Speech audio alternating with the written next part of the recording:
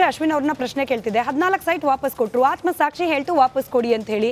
ಇದು ಕೇವಲ ಆತ್ಮಸಾಕ್ಷಿ ಹೇಳಿದ್ದಕ್ಕ ಅಥವಾ ಇಡಿ ಎಂಟರ್ ಆಯ್ತು ಅಂತಲ್ಲ ಅಂತ? ಖಂಡಿತ ಇದು ಆತ್ಮಸಾಕ್ಷಿ ವಿಚಾರ ಅವ್ರಿಗೆ ಯಾವಾಗ ಮನವರಿಕೆ ಆಗಿದೆ ಗೊತ್ತಿಲ್ಲ.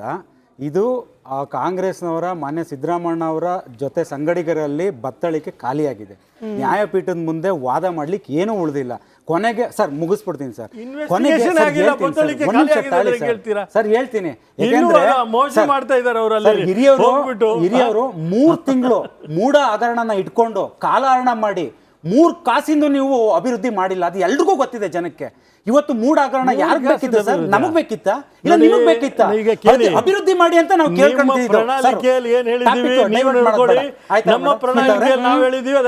ಬತ್ತಳಿಕೆ ಖಾಲಿ ಆಯ್ತು, ಏನು ಉಳಿಲಿಲ್ಲ. 14 ಸೈಟ್ ವಾಪಸ್ ಕೊಟ್ಬಿಡೋಣ, ಆಮೇಲೆ ನೋಡ್ಕೊಳ್ಳೋಣ ಏನಾಗುತ್ತೆ ಅಂತ. ಯಾಕೆಂದ್ರೆ ಪುನಃ ನೋಡಿ ಅಲ್ಲೂ ಎಡವಟ್ ಮಾಡ್ಕೊಂಡಿದ್ದಾರೆ. ಕಳ್ಳ ಕದ್ದಾದ್ಮೇಲೆ ಏನಾದರೂ ನಾನು ಕದ್ದಿಲ್ಲ, ನಾನು ಕದ್ದಿರೋ ತಗೊಂಡೋಗಿ ಕೊಡ್ತೀನಿ ಅಂತಂದ್ರೆ ಆಗೋಗುತ್ತಾ? ನಮ್ಮ ವಿಶ್ಲೇಷಕರು ಹೇಳ್ತಿದ್ರು ಬೇಸ್ಡ್ ಆನ್ ಎವಿಡೆನ್ಸೇ ಆಗೋದು ಯಾವುದೇ ವಿಚಾರದಲ್ಲಿ ಆಗಬೇಕು, ಕೆಲಸಗಳಾಗಬೇಕಂದ್ರೆ. ಮತ್ತು ಇನ್ನೊಂದು, ನಮ್ಮ ಸಿದ್ದರಾಮಣ್ಣ ಅವ್ರನ್ನ ಇಕ್ಕಟ್ಟಿಗೆ ಸಿಗಾಕ್ಸಿದ್ರು. ಇಕ್ಕಟ್ಟಿಗೆ ಹಿರಿಯರಾದಂಥ ರಾಥೋಡ್ ಸಾಹೇಬ್ರು ಹೇಳಿ, ನಿಜವಾಗ್ಲೂ ಸಿದ್ದರಾಮಣ್ಣನ ಇಕ್ಕಟ್ಟಿಗೆ ಸಿಗಾಕ್ಸಿದ್ದು ಯಾರು? ಕಾಂಗ್ರೆಸ್ಸಿನ ಸಚಿವರುಗಳು ಇವ್ಗೆ ಆಗಿದ್ದಾರೆ, ಕಾಂಗ್ರೆಸ್ನ ಯಾರು ಹಿರಿಯ ನಾಯಕರುಗಳಿದ್ದಾರೆ ಅವರೇ. ಯಾರು ಬಂದಿಲ್ಲ. ನಿಮ್ ಪ್ರಕಾರ 3 ಜನ ದೂರುದಾರರನ್ನ ಮುಂದೆ ಬಿಟ್ಟಿದ್ದು ಕಾಂಗ್ರೆಸ್ನವರ ಮೂಢ ಹಗರಣನ ಮಾಡಬೇಕು, ಮೂಢ ಹಗರಣದಲ್ಲಿ ಕಾಲಹರಣ ಮಾಡಬೇಕು, ಮೂಢ ಹಗರಣ ಮುಂದೆ ತರಬೇಕು ಸರ್. ಇವತ್ತು 135 ಶಾಸಕರು ಸರ್, ಕೌಂಟರ್ ಕೊಡಿ ಸರ್. 135 ಶಾಸಕರು ಒಬ್ಬರಾದ್ರು ಇವತ್ತವರೆಗೂ ಮಾನ್ಯ ಸಿದ್ದರಾಮಯ್ಯ ಅವರ ಮೇಲೆ ಆರೋಪ ಬಂದಿದೆ, ಏನಾದ್ರೂ ಮಾತಾಡ್ತಿದ್ದೀರಾ ಸರ್? ಒಬ್ಬರಾದ್ರೂ ಧೈರ್ಯ ಇಲ್ಲ. ಏನಕ್ಕೆ ಅಂದ್ರೆ ನ್ಯಾಯಾಲಯದ ಮೂಲಕನೇ ಸರ್, ಒಂದ್ ನಿಮಿಷ, ನ್ಯಾಯಾಲಯದ ಮೂಲಕನೇ ಸಿದ್ದರಾಮಯ್ಯಗೆ ಏನಾಗ್ಬೇಕು ಆಗ್ಬಿಟ್ರೆ ನಾವು ಪುನಃ ಸಿಎಂ ರೇಸ್ ನ ಸ್ಟಾರ್ಟ್ ಮಾಡ್ಕೋಬಹುದು.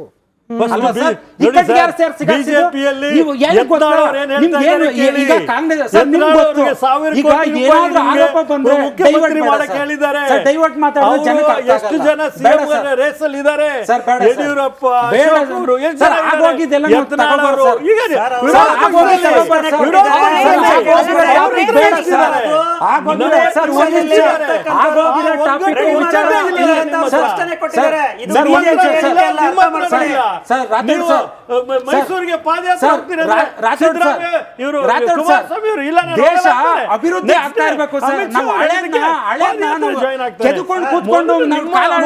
ಮುಖ್ಯಮಂತ್ರಿ ರೇಸ್ ನಲ್ಲಿ ಆಗ್ತಿರುವ ಡೆವಲಪ್ಮೆಂಟ್ಸ್ ಬಗ್ಗೆ ಕಡೆಯಲ್ಲಿ ಒಂದ್ 5 ನಿಮಿಷ ಮಾತಾಡೋಣ. ಅಶ್ವಿನ್ ಅವರೇ, ಇಲ್ಲಿ ಪ್ರಮುಖವಾಗಿ ಪ್ರಶ್ನೆ ಇರೋದು, ಸೈಟ್ ವಾಪಸ್ ಕೊಟ್ಬಿಟ್ರು ಎಲ್ಲಾ ಮುಗಿದೋಯ್ತಾ ಅನ್ನೋ ಪ್ರಶ್ನೆಗೆ ಬಹುತೇಕ ಕಾನೂನು ತಜ್ಞರು ಹೇಳ್ತಿರೋದು, ಗೋವಿಂದರಾಜು ಸರ್, ಇಲ್ಲ, ಇದು ಕೇವಲ ಶಿಕ್ಷೆ ಆಗೋ ಸಂದರ್ಭದಲ್ಲಿ ಸ್ವಲ್ಪ ಪ್ರಮಾಣ ತಗ್ಗಿಸಬಹುದೇನೋ, ಶಿಕ್ಷೆ ಆಗೋ ಹಂತಕ್ಕೆ ಹೋದ್ರೆ, ಅಥವಾ ಜನತಾ ನ್ಯಾಯಾಲಯದಲ್ಲಿ ಒಂದು ಅನುಕಂಪದ ಕಾರ್ಡನ್ನ ಗೇನ್ ಮಾಡ್ಲಿಕ್ಕೆ ಸಹಾಯ ಆಗಬಹುದು.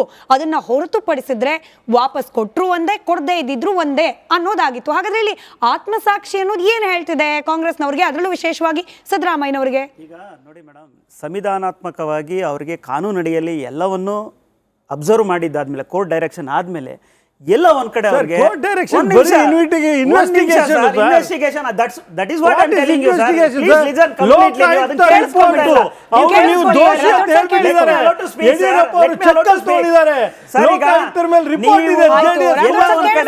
ಕಾನೂನಾತ್ಮಕವಾಗಿ ಎಲ್ಲ ಒಂದ್ ಕಡೆ ತೊಂದರೆ ಸಿಕ್ಕಾಕೊಬಹುದು ಅಂತ ಒಂದೇ ಉದ್ದೇಶ ಇಟ್ಕೊಂಡು ಇವತ್ತು ಸೈಟ್ ವಾಪಸ್ ಕೊಟ್ರೆ ಎಲ್ಲೋ ಒಂದ್ ಕಡೆ ಅದನ್ನ ಎಕ್ಸ್ಕ್ಯೂಸ್ ಆಗ್ಬೋದು ಅನ್ನೋದು ಒಂದೇ ಒಂದು ರೀಸನ್ ಇಟ್ಕೊಂಡು ಇವತ್ತೇನ ಕೊಟ್ರ. ಇಲ್ಲ ಅಂದ್ರೆ ಇದು ಎಲ್ಲೋ ಒಂದ್ ಕಡೆ ಕಾನೂನಿನ ಕುಣಿಕೆಗಳು ಇನ್ನ ಹೆಚ್ಚಿಂದ ಮುಂದಕ್ಕೆ ಹೋಗಿ ತನಿಖೆ ಎಲ್ಲೋ ಒಂದ್ ಕಡೆ ವಿರುದ್ಧವಾಗಿ ಬರುವಂತ ರಿಪೋರ್ಟ್ ಎಲ್ಲ ಒಂದ್ ಕಡೆ ಇವ್ರಿಗೆ ಕುರ್ಚಿಗೆ ಎಲ್ಲ ಒಂದ್ ಕಡೆ ಇದಾಗ್ಬೋದು ಅನ್ನೋ ಉದ್ದೇಶ ಇಟ್ಕೊಂಡೆ ಇವತ್ತು ಭವಿಷ್ಯ ಮಾಡಿರ್ಬೋದು. ಆದ್ರೆ ಇಷ್ಟೆಲ್ಲ ಇದ್ರು ಇವತ್ತು ಆತ್ಮಸಾಕ್ಷಿ ಬಗ್ಗೆ ಅವ್ರು ಹೇಳ್ತಾರೆ ಅಂದ್ರೆ ನಮ್ಗೆ ಆಶ್ಚರ್ಯವಾಗಿ ಕಾಣ್ತಾ ಇದೆ ಮೇಡಮ್. ತಪ್ಪಿನ ಅರಿವಾದ್ಮೇಲೆ ಆತ್ಮಸಾಕ್ಷಿ ಕೇಳೋದು ಎಷ್ಟು ಕರೆಕ್ಟ್ ಅನ್ನೋದು ನಮ್ಮ ಪ್ರಶ್ನೆ. ಯಾಕೆಂದ್ರೆ ತಪ್ಪು ಮಾಡೋದ್ಕಿಂತ ಮುಂಚೆನೆ ಸರ್, ಇಲ್ಲಿ 1 ನಿಮಿಷ ಕೇಳಿ ಸರ್, ಇದು ನಿನ್ನೆ ಮೊನ್ನೆ ಇದು ಇರ್ತಕ್ಕಂಥ ಹೋರಾಟ ಅಲ್ಲ. ನಾವು ಸುಮಾರು ಸತತವಾಗಿ 5-6 ತಿಂಗಳಿಂದ ಹೋರಾಟ ನಿಮ್ಮ ಆತ್ಮಸಾಕ್ಷಿ ಮೇಲೆ ನಾನು ಉತ್ತರ ಕೊಡ್ತೀನಿ. ನೀವು ನಮ್ಮ ಸಿದ್ದರಾಮಯ್ಯ ಸಾಹೇಬರಿಗೆ ಡಿ ಕೆ ಶಿವಕುಮಾರ್ ಸಾಹೇಬರಿಗೆ ಗಾಂಧೀಜಿ ಅವ್ರು ಹೇಳಿದ್ದ ಆತ್ಮಸಾಕ್ಷಿ ಬಗ್ಗೆ ಚರ್ಚೆ ಸಿದ್ದರಾಮಯ್ಯ ಇರಿ ಹೇಳ್ತಾರೆ ಸರ್, ಬಂದ್ರಲ್ಲ ಹೇಳಿ ಸರ್, ಸರ್, ನಾನು ಇರಿ. ಈಗ ಹಗರಣದಲ್ಲಿ ಆಯ್ತು, ಒಂದ್ ಕೆಲ್ಸ ಮಾಡಿ, ಆಯ್ತು. ಆ ಕೋರ್ಟಿಂದ ಹೊರ ಬಂದು ಗಾಂಧೀಜಿ ಅವರ ಹೇಳಿಕೆಯಿಂದ ಆಚೆ ಬಂದು ಆತ್ಮಸಾಕ್ಷಿ ಬಗ್ಗೆ ಇನ್ನು ಬ್ರಾಡರ್ ಪ್ರಶ್ನೆ. ನಾನು ಕ್ವಿಕ್ ಬ್ರೇಕ್ ಹೋಗ್ಬೇಕು ಸರ್, ಕ್ವಿಕ್ ಬ್ರೇಕ್ ಹೋಗೋಕ್ ಮುಂಚೆ ಬ್ರೇಕಿಂಗ್ ಒಂದು ಪ್ಲೇ ಮಾಡಿ, ನಾಲ್ಕನೇ ಕಡೆಯ ಬ್ರೇಕಿಂಗ್, ನಾಲ್ಕನೇ ಕಡೆಯ ಬ್ರೇಕಿಂಗ್, ಅದಕ್ಕೆ ರಾಥೋಡ್ ಸರ್ ಉತ್ತರ ಕೊಡ್ತಾರೆ. ಆತ್ಮಸಾಕ್ಷಿಯನ್ನ ಗಾಂಧೀಜಿ ಅವರ ಕೋರ್ಟ್ ನಿಂದ ಹೊರಗೆ ತಂದು ಕೇವಲ ಆತ್ಮಸಾಕ್ಷಿ ಅನ್ನೋದು ಪಕ್ಷಗಳಲ್ಲಿ ಉಳಿದಿದ್ಯಾ ಅನ್ನೋದನ್ನ ವಿಮರ್ಶೆ ಮಾಡೋಣ. ಡಿಬೇಟ್ ನ ಕಡೆ 5 ನಿಮಿಷಗಳ ಕಾಲ. ಹಿಂಬಾಗಿಲ ರಾಜಕಾರಣ ಮಾಡೋದು, ಇದು ಬಿಜೆಪಿ ಅವರು ಉತ್ತರ ಕೊಡಬೇಕು. ಹಿಂಬಾಗಿಲ ರಾಜಕಾರಣ ಮಾಡೋದು ಯಾವ ಆತ್ಮಸಾಕ್ಷಿ ನಡೀತಿದೆಯಂತೆ? 1200 ಕೋಟಿಯ ಡೀಲ್, ಆಪರೇಷನ್ ಮತದಾರರ ಆತ್ಮಸಾಕ್ಷಿ, 136 ಶಾಸಕರ ಬಲದೊಂದಿಗೆ ರಚನೆ ಮಾಡಿರುವ ಸರ್ಕಾರದ ತೀರ್ಪು ಮತದಾರರದ್ದು, ಅವರ ಆತ್ಮಸಾಕ್ಷಿಗೆ ವಿರೋಧ ಅಲ್ವಾ? ಬಿಜೆಪಿಯವರು ಉತ್ತರ ಕೊಡ್ಲಿ. ಅದಾದ ನಂತರದಲ್ಲಿ ಕಾಂಗ್ರೆಸ್ನವರು ಉತ್ತರ ಕೊಡಬೇಕಾಗಿರೋದು ದಲಿತ ನಾಯಕರ ಸಭೆ, ಇದಕ್ಕೆ ಪ್ರೇರೇಪಣೆ ಮಾಡಿದ ಆ ಆತ್ಮಸಾಕ್ಷಿ ಯಾವುದು? ಸುಭದ್ರ ಸರ್ಕಾರವನ್ನ ಅಲುಗಾಡಿಸುವ ಯತ್ನ. ಅಶ್ವಿನ್ ಅವರೇ, ನೀವು ಉತ್ತರ ಕೊಡಿ. ಯಾವ ಆತ್ಮಸಾಕ್ಷಿಗೆ ಬದ್ಧವಾಗಿರೋದು? ಸಮೀವುಲ್ಲಾ ಸರ್ ಉತ್ತರ ಕೊಡ್ತಾರೆ. ಕಾಂಗ್ರೆಸ್ನ ಹೈಕಮಾಂಡ್ ಯಾವ ಕರೆಕ್ಟಾಗಿ 4 ನಿಮಿಷ ಸಮಯ ಇದೆ, ಒಬ್ಬೊಬ್ಬರಿಗೆ 1 ನಿಮಿಷ. ದಲಿತ ನಾಯಕರ ಸಭೆ ಸರ್, ಅದು ಯಾವ ಆತ್ಮಸಾಕ್ಷಿ ಪ್ರೇರೇಪಣೆ ಕೊಟ್ಟಿದ್ದು ಇಂಥ ಸಂದರ್ಭದಲ್ಲಿ? ಫಸ್ಟ್ ನಾನು ನಿಮಗೆ ಆತ್ಮಸಾಕ್ಷಿಯ ಬಗ್ಗೆ ಹೇಳ್ತಾ ಇದ್ದೀನಿ. ನಾನು ಪದೇ ಪದೇ ಮೊದಲಿಂದನೂ ಇದೇ ಹೇಳ್ತಾ ಇದ್ದೀನಿ.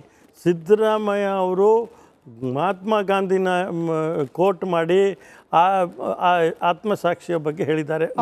Point number 1. ನಿಜವಾಗ್ಲೂ ಆತ್ಮಸಾಕ್ಷಿ ಯಾರು ಮಾಡ್ಬೇಕಂದ್ರೆ ಬಿಜೆಪಿ ಮತ್ತೆ JDS. ಒಂದ್ ನಿಮಿಷ ಇರಿ ಸರ್,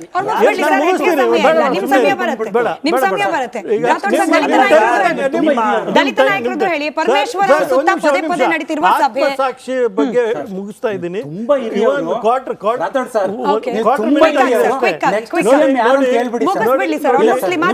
ನಿಮ್ಗೆ ರಾಥೋಡ್ ಸರ್ಗೆ ತುಂಬಾ ಚೆನ್ನಾಗಿ ಗೊತ್ತಿದೆ ಮುಂದಿನ ಸಿಎಂ ಯಾರು ಅಂತ ಹೇಳಿ ಸರ್. ಯಾಕಂದ್ರೆ ನೀವು ಸುಮ್ಮನೆ ಡೈವರ್ಟ್ ಮಾಡಬೇಡಿ.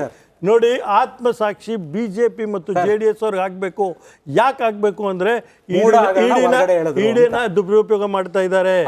ಆಮೇಲೆ ರಾಜ್ಯಪಾಲರು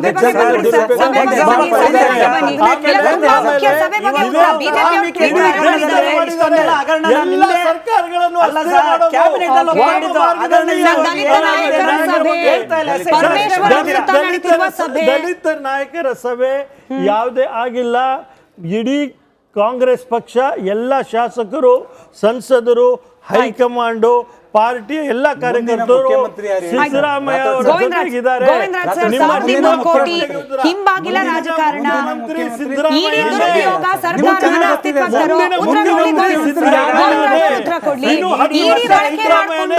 ಬಳಕೆ ಮಾಡಿಕೊಂಡು ಹಿಂಬಾಗಿಲಿನಿಂದ ಸರ್ಕಾರ ರಚನೆ, ಇದ್ಯಾವ ಆತ್ಮಸಾಕ್ಷಿ? ಗೋವಿಂದರಾಜು ನೋಡಿ, ಭಾರತೀಯ ಜನತಾ ಪಾರ್ಟಿಗೆ ಈ ರೀತಿಯಾದ ಒಂದು ರಚನೆ ಮಾಡಬೇಕು ಅಂತ ಯಾವ ಉದ್ದೇಶನ ಇಟ್ಕೊಂಡಿಲ್ಲ.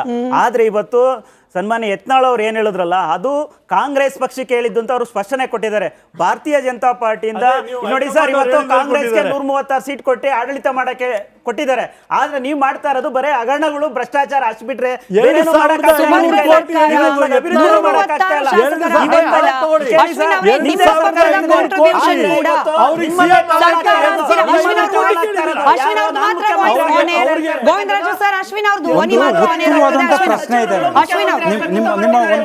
ನಿಮ್ಮ ಉತ್ತಮವಾದಂತ ಪ್ರಶ್ನೆ ಸರ್ಕಾರ ಅಸ್ಥಿರತೆ ಬಗ್ಗೆ ಹೇಳಿದ್ರಿ. 136 ಶಾಸಕರು ಇರೋಂಥ ಒಂದು ಸುಭದ್ರ ಸರ್ಕಾರಕ್ಕೆ ಅಸ್ಥಿರತೆ ಒಂದು ಆ ಅಲುಗಾಡಕ್ಕೆ ಸ್ಟಾರ್ಟ್ ಆಗಿದ್ದೆ ಒಂದು ಗ್ಯಾರಂಟಿ ಯೋಜನೆಗಳ ಮೂಲಕ ಶಾಸಕರುಗಳಿಗೆ ಅನುದಾನ ಬರ್ತಿಲ್ಲ ಅಂತ ಅಲ್ಲಿಂದನೇ ಸ್ಟಾರ್ಟ್ ಆಯ್ತು. ಯಾಕೆಂದ್ರೆ ಇದೊಂದು ಹಗರಣ. ಇಲ್ಲ ಮೇಡಮ್, ಕುಮಾರಣ್ಣ ಅವರು ಅಧಿಕಾರಕ್ಕೆ ಹೇಗೆ ಇವರು ಕಾಂಗ್ರೆಸ್ನ ಕುತಂತ್ರದಿಂದ ಇಳಿದ್ರು, ಅವತ್ತು ಯಾವ ಆರೋಪ ಇರಲಿಲ್ಲ, ಕ್ಲೀನ್ ಚಿಟ್ ಇತ್ತು. ಆದ್ರೂ ಇವತ್ತು ಕುಮಾರಣ್ಣ ಅವರು ಹೇಳಿದ್ದಾರೆ ಸಿದ್ದರಾಮಯ್ಯ ಅವರು ರಾಜೀನಾಮೆ ಕೊಡಿ ನೀವು ಫಸ್ಟ್ ಅಂತ ಹೇಳ್ತಿಲ್ಲ. ನೀವು ಏನ್ ಆರೋಪ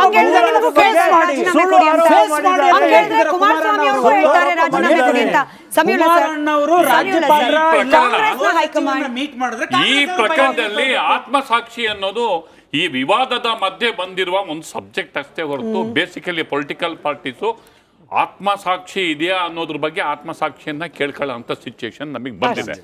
ಇನ್ನು ನ್ಯಾಷನಲ್ ಲೀಡರ್ಸ್ ಏನ್ ಕ್ರಮ ಕೈಗೊಳ್ಬಹುದು ಅನ್ಬೇಕಾದ್ರೆ ಈ ಪ್ರಕರಣ ಲಾಜಿಕಲ್ ಎಂಡಿಗೆ ಹೋಗ್ಬೇಕು. ಲಾಜಿಕಲ್ ಎಂಡಿಗೆ ಯಾವಾಗ ಅಂದ್ರೆ ಲೋಕಾಯುಕ್ತ ರಿಪೋರ್ಟ್ಸ್ ರೆಡಿ ಆಗ್ಬೇಕು. ಅಲ್ಲಿಯವರೆಗೆ ಇದು ಎಳ್ಕೊಂಡು ಹೋಗ್ತಿರುತ್ತೆ. ಡಿಸೆಂಬರ್ 24 ಡೆಡ್ ಲೈನ್ ಅನ್ನು ನಿಗದಿ ಮಾಡಿದೆ ಕೋರ್ಟ್. ಜನಪ್ರತಿನಿಧಿಗಳ ನ್ಯಾಯ